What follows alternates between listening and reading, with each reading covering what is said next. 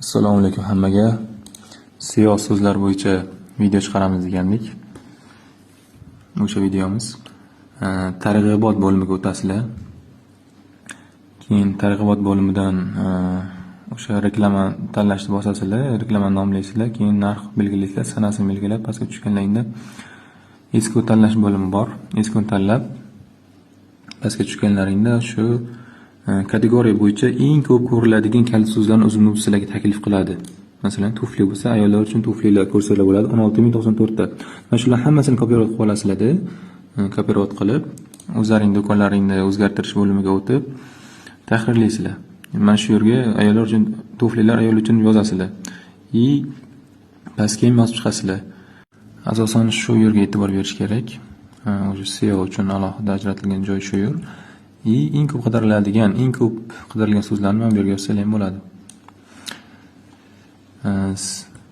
Bootstrap yoqish sizlarga qanchalik qiziq? Agar qiziq bo'lsa, Bootstrap haqida ham video chiqaramiz. Agar videomiz qiziq bo'lgan bo'lsa, like, komment va podpiska bosib qo'yinglar, chunki bu ma'lumotlarni pastda hech kim bermaydi.